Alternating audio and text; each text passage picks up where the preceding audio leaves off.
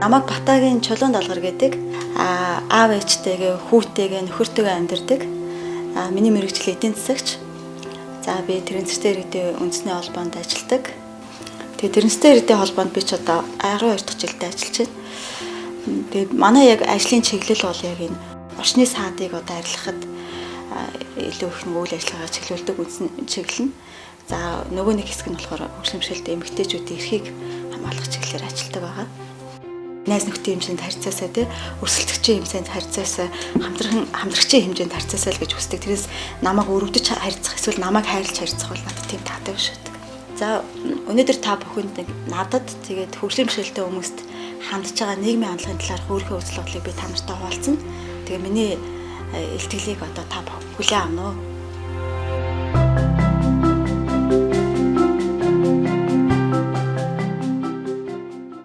Би Тэрэгцтэй иргэдийн үндэсний холбоонд ажилладаг. Тэгээ өнөөдөр би та бүхэнд хөгжимшөлттэй хүмүүст хандж байгаа өнөөгийн нийгмийн хандлагын талаарх өөрийнхөө үзэл бодлыг хуваалцах гэж ирсэн юм аа. Тэгээ би өөрийнхөө түүхээс та бүхэндээ хуваалцъя.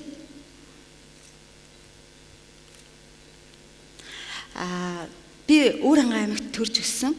Тэгээд 3 охинтой айлын дунд охин л доо бага нас маань ингээд сумын төвд өнгөрүүлсэн. Тэгээ миний хувьд их сайхан гэр бүлтэй.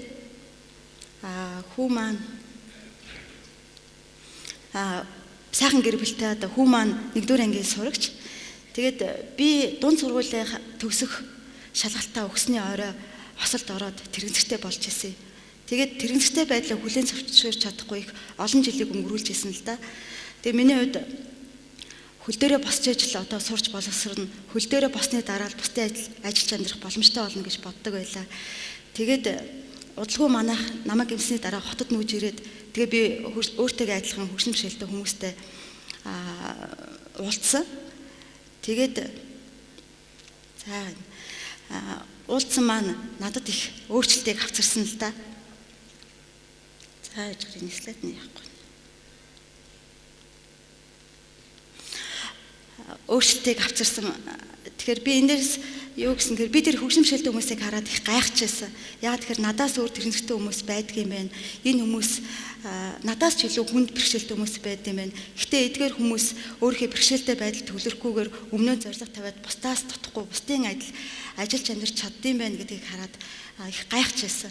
Тэгээ энэ үеэс миний үзэл хандлага их өөрчлөгдсөн, өөртөө их зоригтой болсон. Тэгээ удалгүй би их сургуульд орж суралцаад бизнесийн эдийн засагч удирдлагын менежер мэргэжлэр сургуулаа төгсөж ирсэн. Тэгээ сургуулаа төгсчөөд банкны ажилтан болно гэж бодоод ажилд орохыг хүссэн боловч тухайн үед одоо Тэрэгцтэй өмнө орц гарцыг шийдсэн хүртээмжтэй орчин бүрдүүлсэн банкны байгууллага байгаагүй л дээ. Тэгээ би ажилдаа ирж очих одоо хурал уулзалтын танхим руу орох, ариун цэврөөрөө ашиглах гээд хөдөлгөөн хийх болгондоо хин нэгний тусламжийг авахаас өөр аргагүй тийм нөхцөл байдал намайг өгсөн учраас би банкны ажилтан болох мөрөөдлөө орхиж ирсэн. Тэгээ энэ үеэс нийгэм тэгш бос юм байна. Хөгжимшөлттэй хүмүүс бусдын адил одоо ажиллаж амьдрах боломж бага юм байна гэдгийг илүү өөр төрөө тулгарсан учраас илүү ойлгосон. Ингээд хөгжимшөлттэй иргэдийн эрхийг хамгаалах төрийн бас байгууллагуудын үйл ажиллагаанд их идэвхтэй оролцож эхэлсэн. Тэгээ хүний эрхийн мэдлэг ойлголтын талаар мэдлэг ойлголтыг тэндээс суралцдаг байлаа.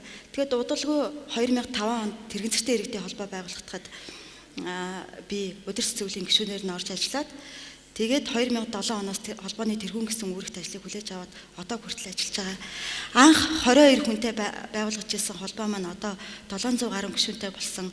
5 аймаг салбар зөвлөлөө байгуулсан.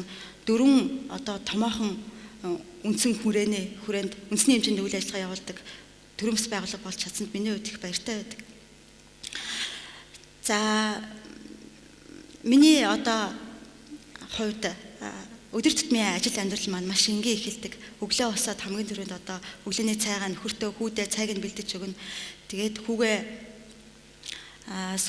хамгийн түрүүнд хүүгээ сургуульд нь хүргэж өгдөг.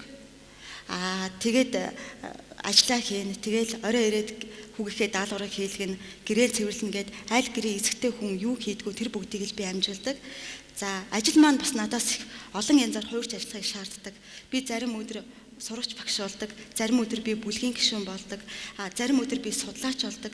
Тэгээд төрийн бас байгууллагын ажилчин ачаал ихтэй байдаг учраас хөвчлэн манай холбоо ер нь 9-10 цаг ажилладаг. За миний хувьд бол одоо хүйдэ чанартай боловсрол эзэмшүүлгийг маш их хэмэлдэг.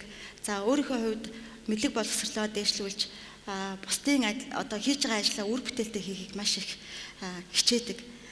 За ингээд миний одоо амьдралын дүр зураг та бүхэнд харагдаж байгаа бах. Эндээс харахад бол та бүгдээс ялгагдах зүйл нэгээх ч үгүй те.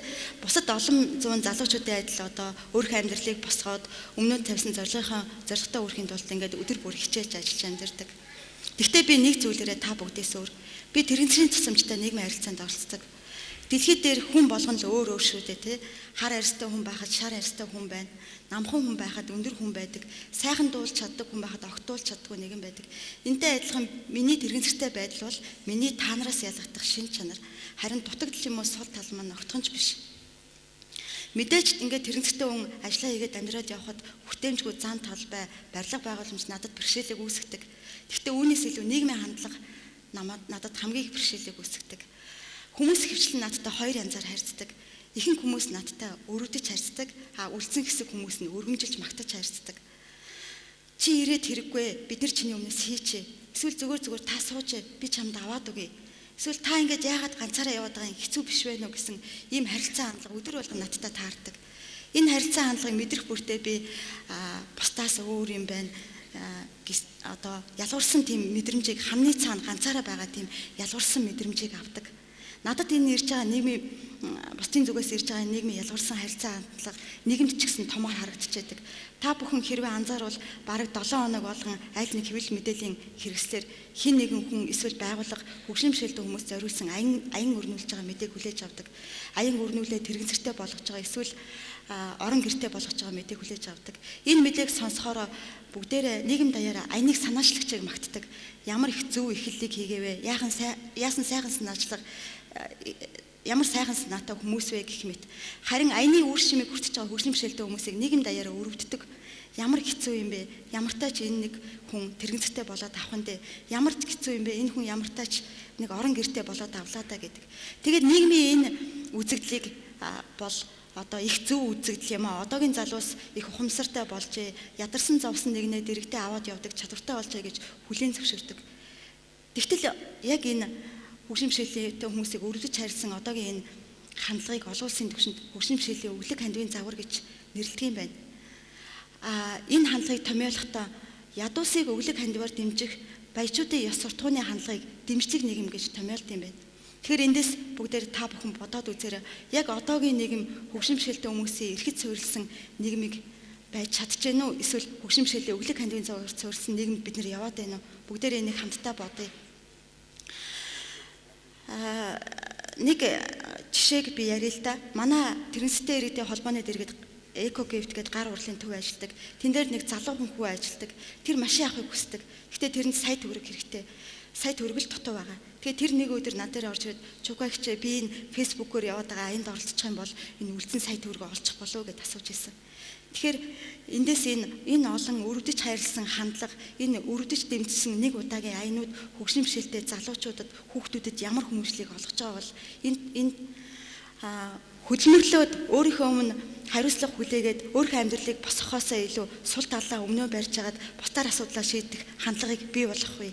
Энэ талаар бас нийгмийн нэг одоо бодох цаг нь болсон юм болов уу гэж бодож байна. За энэ өрөвдөх хандлагатай хамт бас өргөмжлөх хандлага хамт явж байдаг.